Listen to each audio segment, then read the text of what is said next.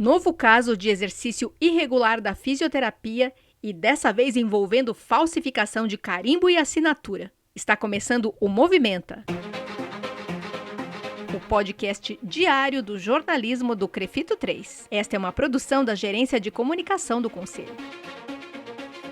Você ouve agora a edição número 80, de 24 de julho de 2020, sexta-feira. E hoje a gente traz as 5 notícias que mais movimentaram a fisioterapia e a terapia ocupacional a partir de São Paulo e por todo o Brasil. A apresentação do podcast é minha, Mônica Farias, jornalista, e da Gabriela Moreto, também jornalista. Tudo bom, Gabi? Tudo jóia por aqui, Mônica. E aí? Aqui tá tudo tranquilo. Então a gente pode começar? Sim, vamos lá. Qual é o primeiro movimento da semana que você traz pra gente, Gabi? O primeiro movimento que a gente destaca foi o registro de mais um caso de exercício irregular da fisioterapia registrado pela fiscalização do Crefito 3. Esse foi um caso bastante incomum. No dia 10 de julho, a Procuradoria Jurídica do Crefito 3 encaminhou um novo caso de atividade irregular na fisioterapia para a abertura de investigação criminal pelo Ministério Público. De acordo com a denúncia recebida pelo Conselho, o caso envolve falsidade de documentos pessoais e estelionato.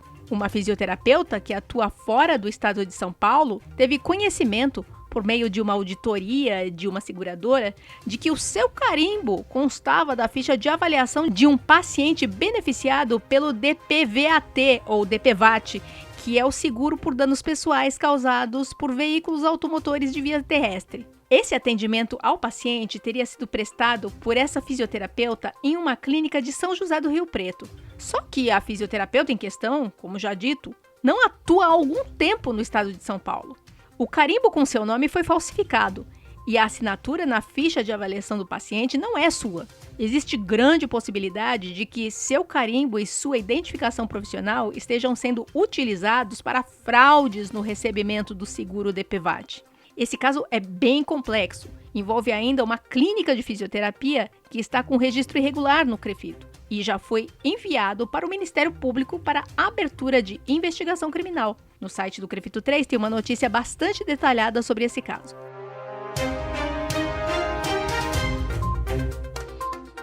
Outro movimento da semana que foi destaque em nossos canais foi a retomada do atendimento do INSS e das perícias, área que conta com a atuação do fisioterapeuta perito.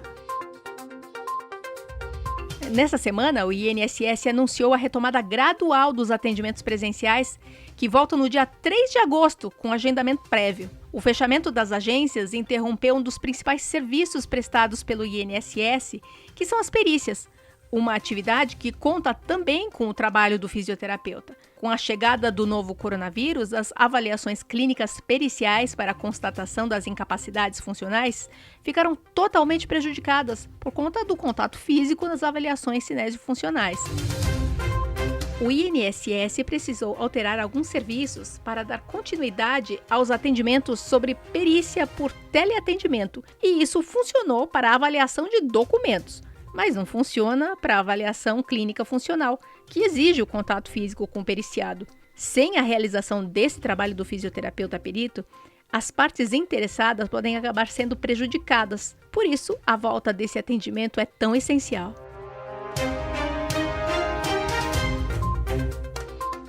O terceiro movimento da semana tratou do olhar do fisioterapeuta para a prevenção de dores e lesões em tempos de home office. Quando iniciou a quarentena, muitos trabalhadores de escritório foram empurrados, sem aviso, sem preparação, para o trabalho remoto em esquema de home office. Nos ambientes da empresa, bem ou mal, tem um preparo para o trabalho que é realizado sentado, na frente de um computador. Em casa, a gente tem o banquinho, a cadeira da cozinha, da mesa de jantar. Nada favorece o conforto físico para quem precisa passar as horas da jornada de trabalho na frente do computador, no ambiente doméstico. Não por acaso, o Google Trends, uma ferramenta de análise de tendências do buscador, apontou o aumento de 76% nas buscas por dor nas costas, desde o dia 26 de fevereiro, com o pico no dia 25 de maio. E a fisioterapia sabe, sem cuidados e adaptações, O home office pode ser muito prejudicial para o corpo. E as indicações para os pacientes devem levar em consideração a posição em que devemos nos sentar na cadeira em frente ao computador, bem perto da mesa e com os braços paralelos à coluna. Se as mãos estiverem mais altas que os cotovelos, indicar a necessidade de ajuste da altura da cadeira até que o ângulo correto, que é de 90 graus, seja atingido. O ajuste da altura da cadeira, de forma que os olhos fiquem alinhados com a parte superior da tela do computador, com inclinação de 10 a 20 graus, teclados independentes, boa iluminação, sem reflexo na tela, ventilação, temperatura adequada. Tudo isso o fisioterapeuta deve orientar os seus pacientes ou a população para a prevenção de lesões. E prevenção deve ser sempre uma área de intervenção do fisioterapeuta. O quarto movimento da semana trata da publicação de cartilhas orientativas pela Frente Nacional de Fortalecimento das ILPIs para garantir a segurança dos idosos residentes nessas instituições em tempos de Covid-19. Essa ação é uma iniciativa da Frente Nacional de Fortalecimento às Instituições de Longa Permanência de Idosos. O grupo, que reúne profissionais de todo o país, foi criado no mês de março para tratar das questões emergenciais relativas ao enfrentamento da pandemia da Covid-19 nessas instituições. A fisioterapia também faz parte desse grupo e é tema de uma das 9 cartilhas produzidas. Nas ILPIs, os idosos estão isolados desde o início da quarentena e mesmo as visitas de profissionais de saúde foram reduzidas ao estritamente necessário para reduzir o risco de contágio a esses idosos. Grande parte do contato e dos cuidados gerais é prestado pelos cuidadores no dia a dia, especialmente para os residentes com algum grau de dependência. Muitas das orientações dessas cartilhas estão relacionadas aos cuidados com o processo de higienização e, para a fisioterapia, a preocupação é garantir, conforme a condição de cada idoso, que eles se mantenham tão em movimento quanto possível. As cartilhas estão todas disponíveis no site www.frentenacionalilpi.com.br. E o quinto movimento da semana foi trazido pela edição 67 do podcast Físio e TO em Movimento, do Crefito 3, que falou sobre a atuação do fisioterapeuta na equipe multiprofissional de assistência domiciliar, a EMAD.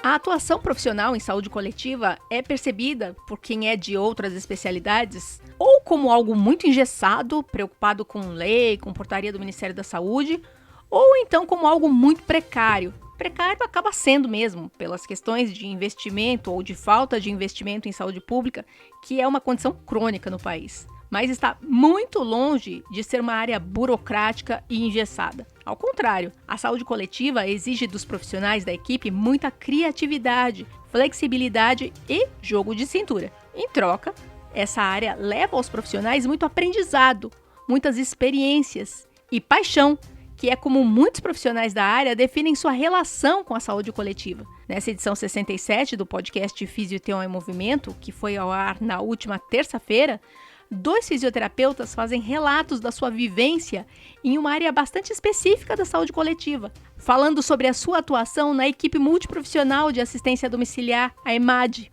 Experiências que vale a pena conhecer. E você pode ouvir a edição 67 do podcast Físio e TO em Movimento no Spotify, no Deezer, no Google Podcast e em outros tocadores. E também no canal do Crefito 3 no YouTube. O link para acessar essa edição 67 do podcast está na descrição desse podcast aqui.